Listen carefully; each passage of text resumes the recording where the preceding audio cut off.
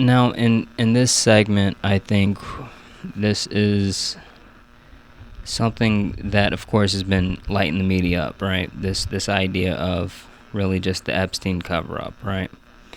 And I think this is a particular piece of content that I think really does a good job in terms of really being informative and also accurate in terms of the emotions that it really translates, right? Or that it really inspires in the people that digest this content about this particular story, because there's a lot going on in terms of a lot of different stories out there. First off, rest in peace if you are listening to like any of the right wing commentators that are just like trying to get in line. Just this simple first, that just condolences, okay, because your mind is absolutely dead at that point. Like, first off, like one of the guys, who was it, Charlie Kirk, he came out and he said, I'm just gonna trust my friends in the administration, and I'm like, oh, like, it's, I mean, what he's really saying is, I'm really just state media TV. That's it. That's all you're gonna get here, and I don't know why you'd expect anything else. And that's all. That, I mean, I think that's been the case for a long time for a lot of these guys, but I think this really hits the nail on the head in terms of what's really going on now. In this particular segment that we're highlighting, this is where Chris Hedges interviews a guy who really put out the most information on this particular case, right? So the flight logs, he actually published the flight logs. He actually, and he couldn't get anybody to take this story at first, which is so interesting and so telling. Once it got out there and the floodgates opened, everybody, all these media channels, or at least people, started to come back and like, hey, like, I'm just like, it's crazy. I mean, we'll get into it a little bit probably, but the idea of like just these guys just being completely just, there are no morals, there are no principles in the media. I don't think you should expect that, and I think we should really just move along and with that, and carry that understanding in terms of how we understand the world going forward, right? But in any case, it's a really, I'm not going to cover all this segment in terms of like just break down the actual segment itself in terms of the actual pieces, because I mean, this is, like I said, like this particular interview is so informative in terms of really putting things out there, and we'll talk about things and keys that we got from this segment, but everything in there is so powerful, and you'll really learn a lot from that.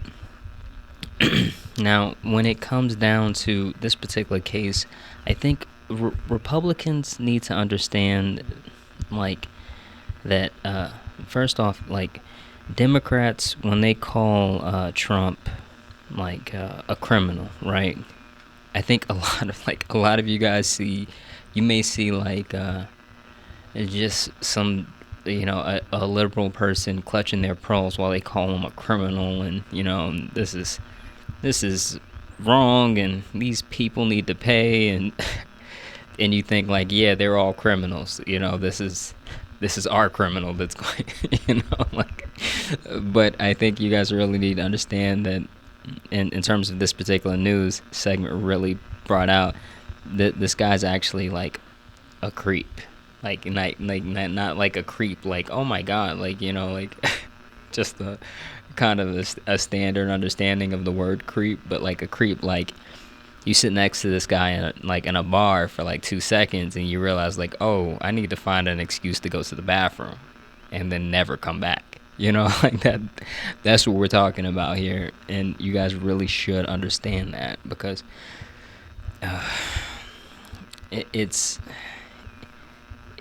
it is important because right now, and we'll probably get into this a little bit later, but the representatives, the platform Democrats, they're not going to really portray that message, and the idea is then they'll be challenged about what their party really does platform in a lot of cases, and who their party platforms.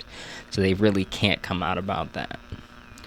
And that's this idea of just the Democrats. I think we have this this understanding. I said we. I am an firm independent. Sorry, but Democrats. I think the idea here is you need to understand that this cover-up was established, and it was something that was kept up through the both Democratic administrations. So this was in 2008. That's when Epstein was first arrested, but it went to the Obama administration. It went through the the Biden administration, and it also went through Trump 1, which is another point. But the idea here is that this is something that was this is something that was very much installed and kept up. It was not deinstalled. There was no person to come in and dismantle the idea and try to really protect the victims, right? And we hear about I want to really get this through our heads right now, especially with the Democrats in particular. There's something going on with Congress, right? In terms of they're supposed to be leading the charge. The Democratic representatives are really just leading the charge about getting this idea of list, and to force the list out and the information out, or to not force, but to try to get the legal system to work with them in terms of getting the list out. And it's failing. Republicans are quite literally falling on their sword for this particular thing, and that is definitely interesting. But the idea here is, I think we hear about powerful people on the list, right? We hear about this, but we really don't understand the pressure to keep this cover up. In terms of how we need to understand things to really move forward past this particular point. The video does a great job of explaining this idea of blackmail in terms of previous administration, like how we have a long history of this. But that idea of blackmail, the blackmailer realizes to an extent to where, or that the people compromised and the positions that they are in are very much indispensable to their goals and position in society. So I want you guys to really understand that this idea of it not coming out, that being just not a question, the best thing we're going to get is people to not really, or the politicians to not really talk about this. You need to understand, this idea is instrumental to their position and power in society. Okay? These people, what they have, it is very useful. Right, what we're talking about here, and we're not talking about just representatives. We're talking about business people. We're talking about people who have a lot of power in society in general, right? That's the thing. A lot of you guys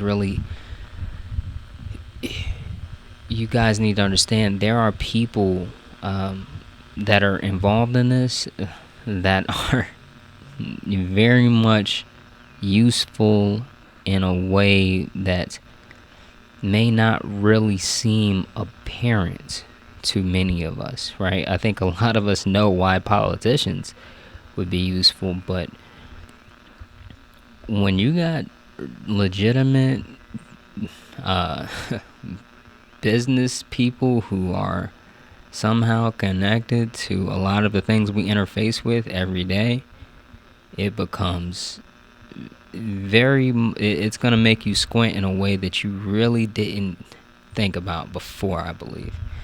And this is all sleepy, right? So this in terms of like the people on the list, in terms of how they actually impact society, but uh, in terms of actual backing, please look up this one guy, Leon Black.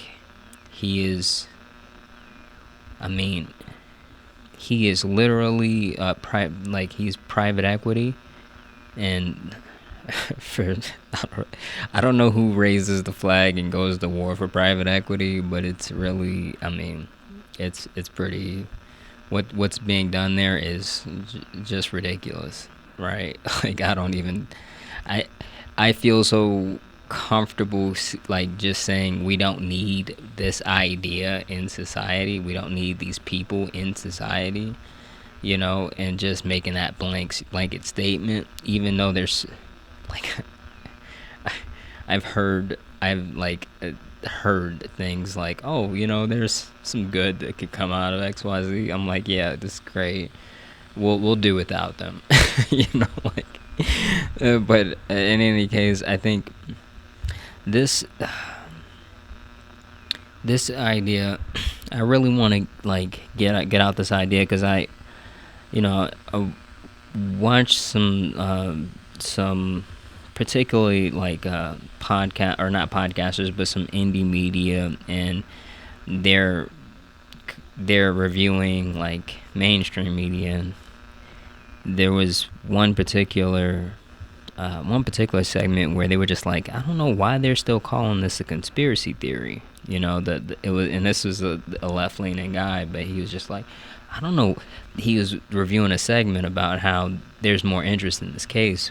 And he came out, he's like, I don't know why they're still calling this a conspiracy theory. There's like documentaries on this. Like, this is pretty much out there, but they're still sticking with this idea, in terms of like, at the end of the segment, you'll see that it's where they say like, oh my God, like there's like a 1,200% interest increase in this particular case.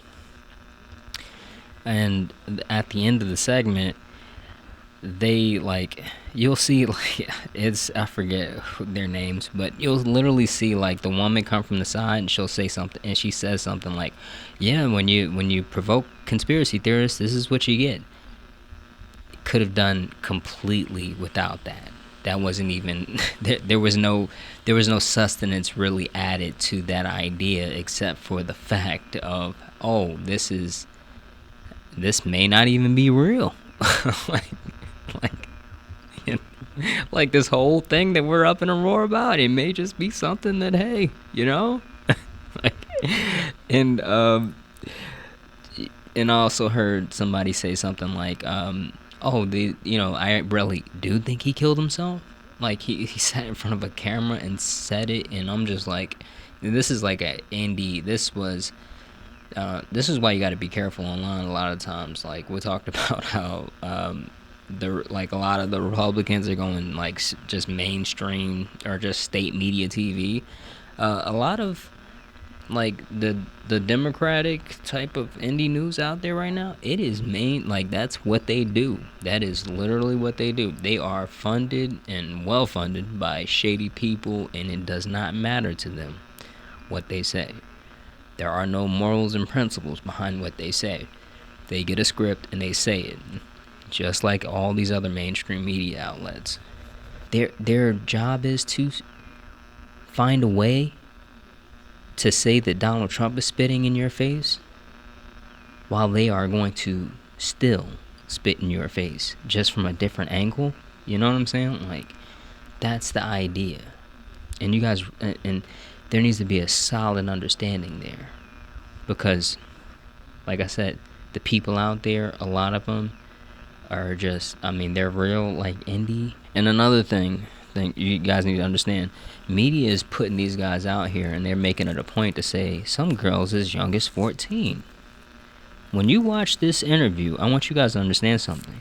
There were kids under 10 involved with this. Okay? So this idea that, oh, these guys are, you know, they know. The media understands. The younger, the more repulsive and disgusting that this really gets, and the more chances that somebody's actually going to dig something up and say something about this. This is a bipartisan understanding. This is not a one-side understanding. This is a bipartisan understanding that there is something that is going to have to be. There's going to have to be a cover-up. We just got to figure out the angle. That's why they got these clowns out here talking like, I mean, it is so crazy. It is so crazy. But it's like, I'll put it to you like this. It's just like, I'm saying like, okay, you test this theory out, you test this theory out, and whatever one kind of gets, the people less in a roar, we're going to go with that. You know what I'm saying? Like, that's what it feels like right now. That's what you guys really need to understand. And there are some good guys out there. I'm telling you, there's some really good guys out there, some pretty solid people. I think I'll say this. First off, a lot of the Republican base, the independent media, they're kind of exposing themselves as being very cult-like. They're like, that is like it. They're not. There is some, like, I've noticed just some level of playing along with every single one, which is so crazy. Because if this is news to you, I am so sorry, but yeah, Trump's on the list. It's not like, that's not like Elon Musk coming out like, oh, I'm really just that smart. Like, yeah, okay, we like this. Oh goodness, I want to go in so bad. But this idea of like where things are at right now, they need to sell you. They need to sell you some spit in your face. They need to sell you spit in your face somehow, some way. And I'll be gosh darn it, those Democrats gotta figure it out. I'm just like, if you guys are a Democratic team, you're expecting them to really putt the ball, like really like throw the, get that touchdown now. No, it's not gonna happen. It's not gonna happen. I'm sorry. This idea, I think you really guys need to understand something. One, it's just not gonna happen. You're gonna get spit in your face regardless. But also, like, when this wave comes, because a lot of Republicans are falling on the sword, assuming that things are kind of operating in the way they're operating now in terms of the way the country operates and society operates. I'll tell you this. For the best case scenario for people who are just so hopeful about Democrats, in terms of really like just getting back in power, they're just, they were really our superheroes. They just need to get back in power. I need you guys to understand something. Bernie's gonna get in, or they're gonna get in, and they're gonna dangle Bernie in front of your face like this is some kind of like innovative new thing to have universal health care or something like that.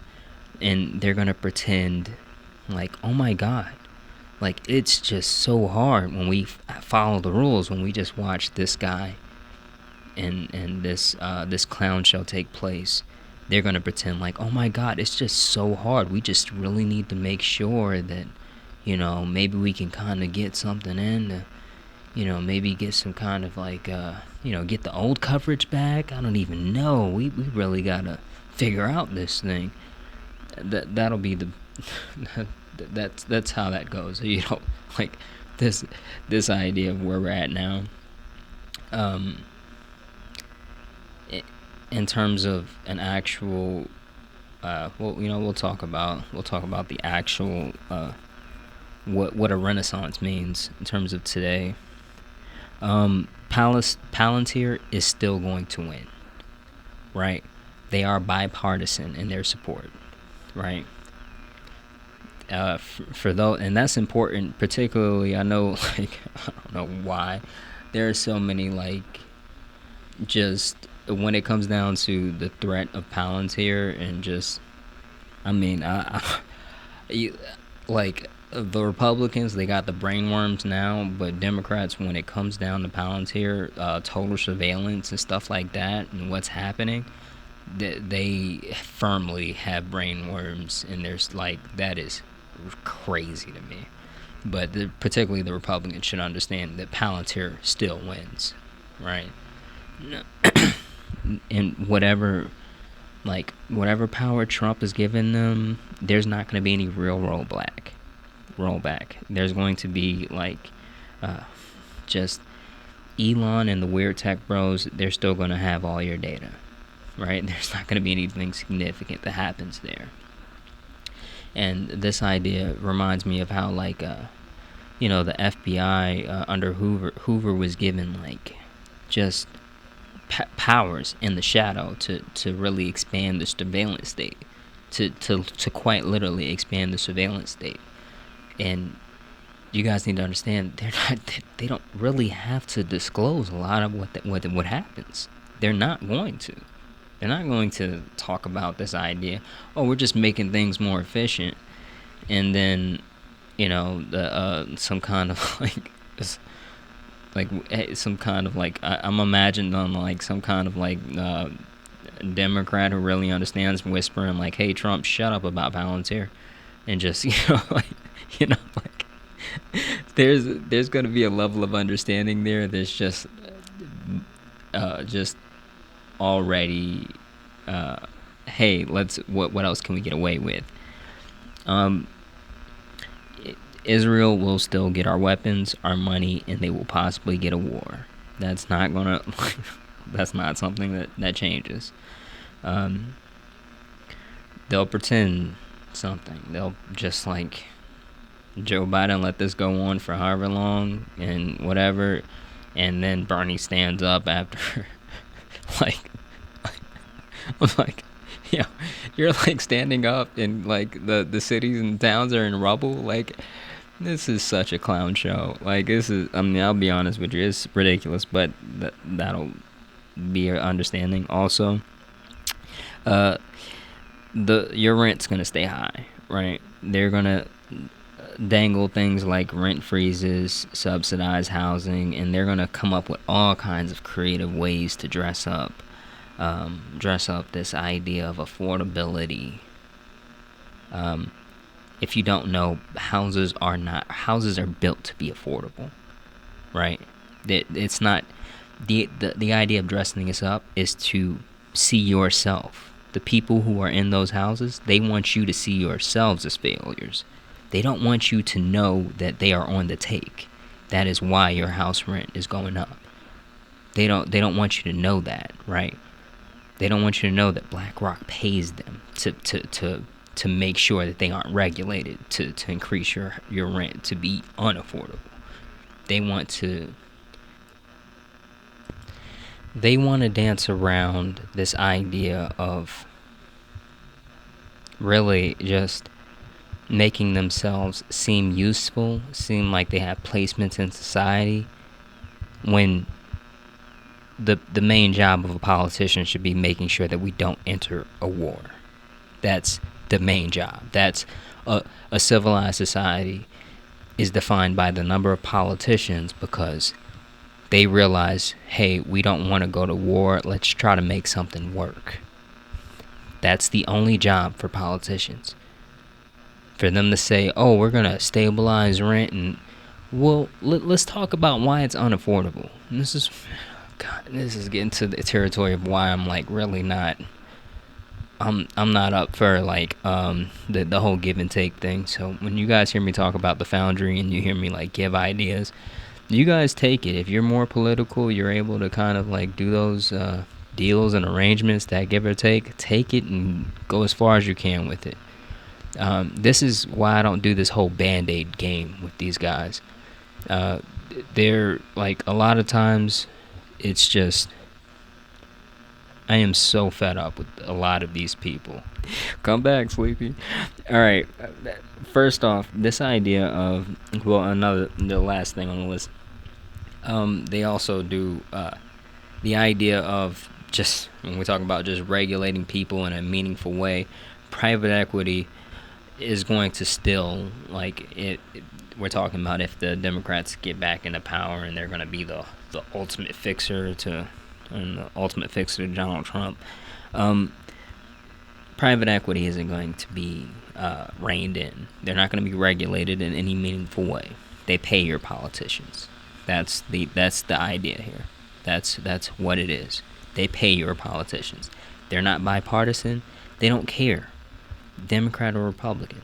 They're going to essentially, they even with the COVID crisis and all that, you guys should understand something. Like, regardless of what you think about COVID in general, this idea, when it comes down to the hospitals, they had less stock because they were already buying out and already being eroded by private equity in a lot of cases.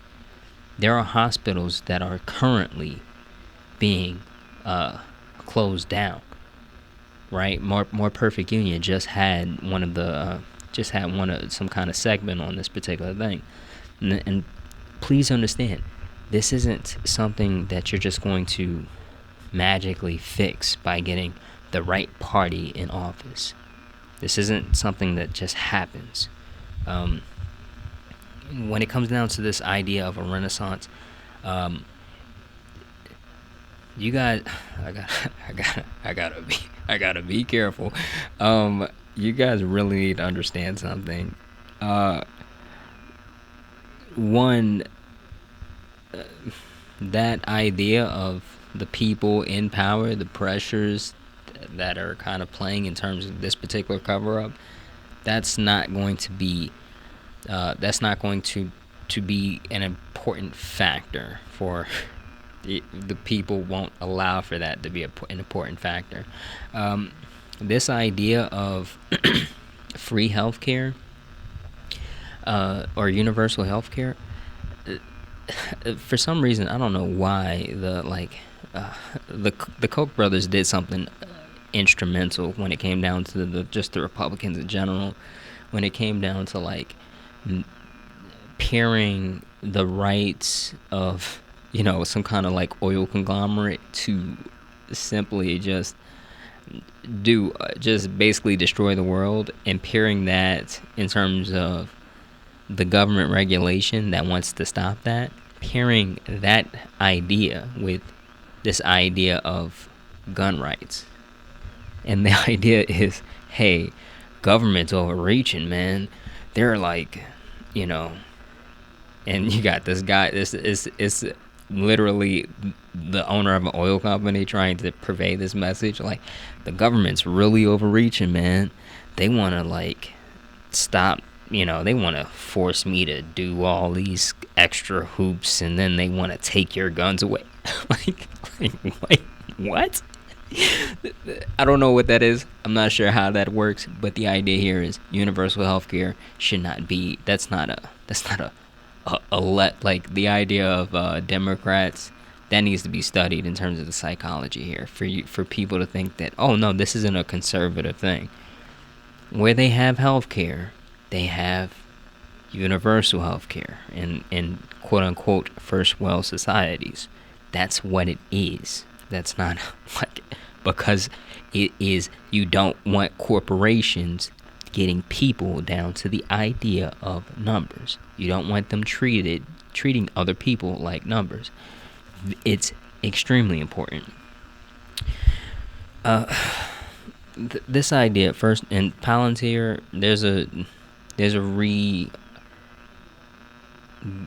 there is an understanding to where we can't simply take what Palantir sells us, what these phone companies sell us, as the only way. We can't do that.